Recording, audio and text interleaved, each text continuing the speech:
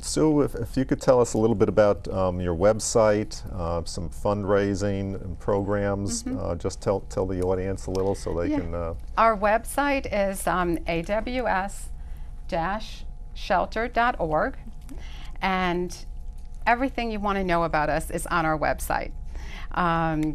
All our fundraising that we have going on is on there.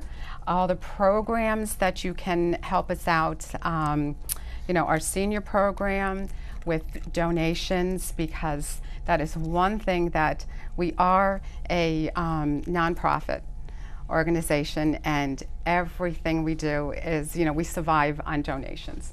So that is one thing that we really need. And volunteers, we have 8 staff members, but everyone else at the shelter are all volunteers. Our board of directors are volunteers.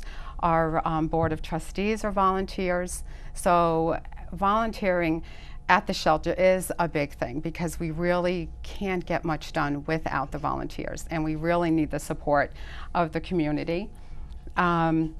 So that information is all on there, how you can volunteer.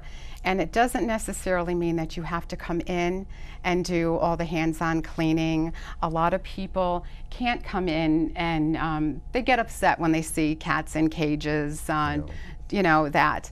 So they wouldn't have to be dealing with that every day. There's a lot they can do with the fundraising to help Danielle, either, you know, mailings, preparation, anything like that. They don't have to, you know, deal with the animals every day. Right. We have all our new fundraising, which Danielle can tell you about in a second, about our cookbook that's there. Okay. We have, I'm trying to think what else is on the web, what they would need. What we need, we always have a list our going wish on. list. We have a wish list going Our on wish list. At all times of things that we're in critical need of, whether it's sponges or bleach or whatever it is. We're all, you know, if we don't have to buy it, it makes life a lot easier. It's a lot easier on our funding if we don't have to buy things. As of currently, I don't think we've bought any dog or cat food in quite some time. No, because of donations. The donations have been very, very generous, the donations. And that's another thing, donations doesn't have to be monetary. It can be, you know, food, supplies, a garbage bag, anything, something as simple as that, bleach, cleaning supplies. Because, well, you heard the number of animals we have there, and every day, you know, we go in and they have to be tended to, cleaned, fed. And same thing with, right now we're down a washing machine. Our dryer has gone out several times. We're a dishwasher to wash all the things. We want to keep it sanitary. Sure. And so in washing all the stuff, our washers break down, and most of the time we just get used ones that people are donating, which is very kind. But we really need like a commercial size one, and they're just really too expensive right now. So anybody, it doesn't have to be money. If you have something that you can donate, you have a skill. During the summer, we need people who can clean up the yards and things like that. So there's a lot of other things to do besides coming in. Dog walkers, the men, the retired men, they love to come in, they walk the dogs, and the dogs, that's the best thing for them, because the dogs are being socialized, they're getting their exercise, and everyone's happy. It's therapy for everyone. Exactly. Absolutely. With funding, do you receive anything from the state?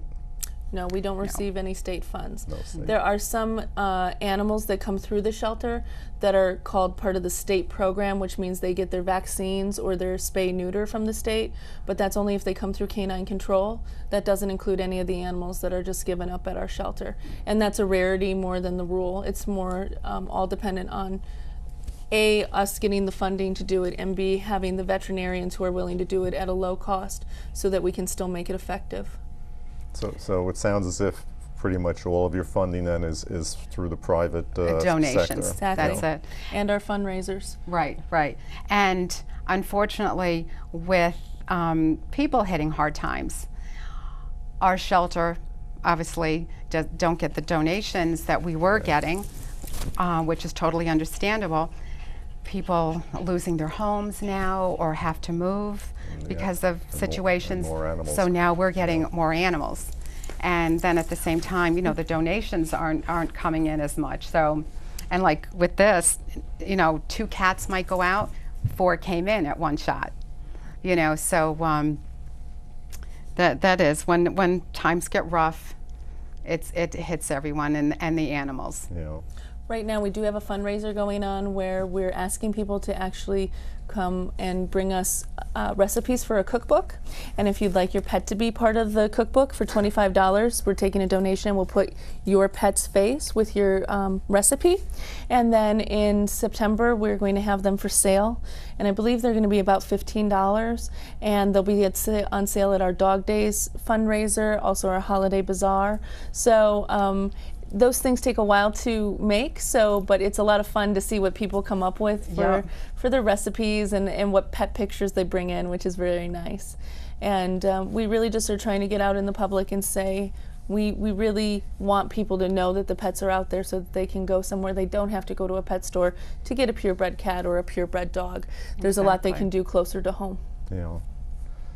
Now, if there was a main message that you wanted to get across today, what could you sum that up for our audience?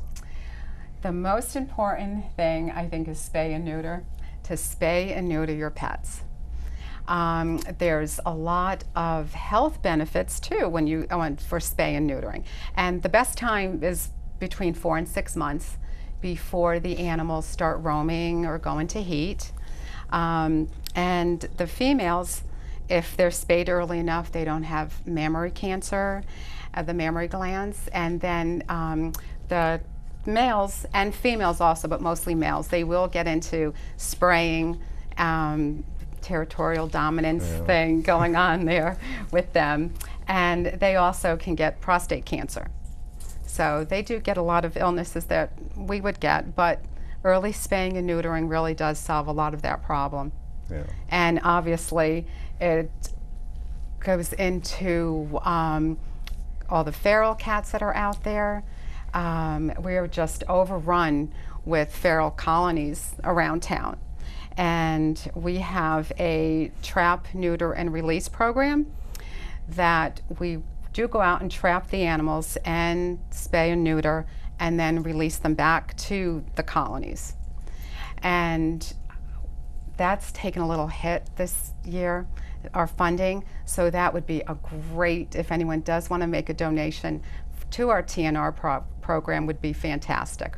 Or either sponsor a TNR cat, because a lot of the feral cats, we do keep them and they'll either go to a barn, or if they come in young enough as kittens or very young cats, we may be able to rehabilitate them and then they can go into a home.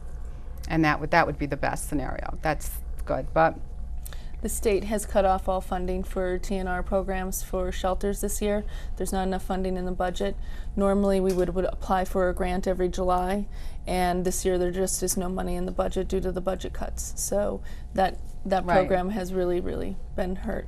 But you've had that in prior years? We've applied for it, yes, and we've gotten small amounts of money to do it. It's about $125 per cat to spay, neuter, vaccinate them.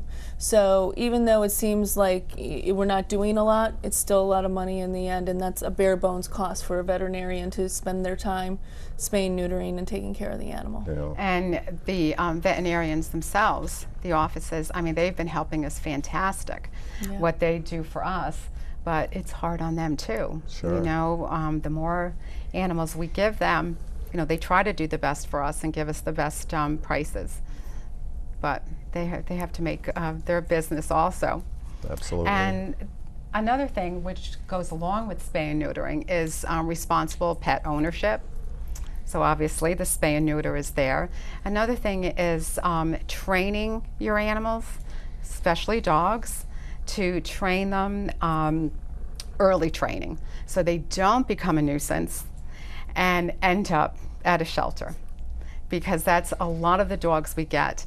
And that's one of the main reasons. If people, they don't understand, certain breeds are very active and need, you know, a lot of exercise. Right. And if they don't get it, then they're going to be a nuisance and end up with us.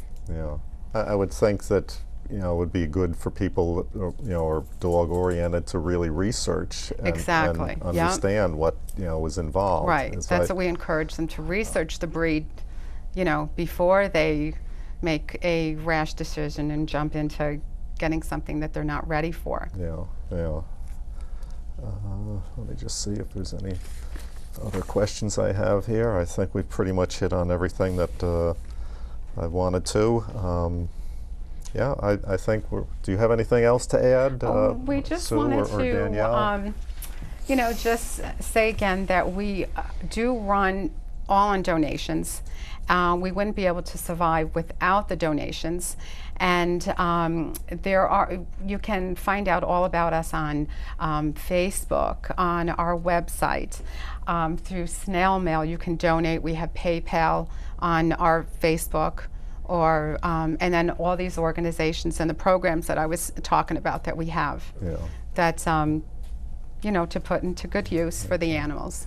Okay, well, I'd like to wrap things up.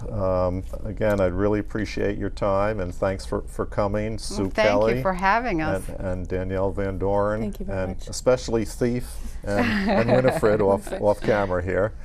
I'd like the audience to please contact us if you have any ideas for future shows or comments regarding shows. You may reach us at brookfieldpublicadvocate@yahoo.com. And we're now on YouTube as well, youtube.com/Brookfield Public Advo. There wasn't enough room for the CAT at the end. But thanks again for joining us. We'll see you next time. Good night. Is that him purring? Yes. Wow. He's got quite the motor. Yeah. Good animal.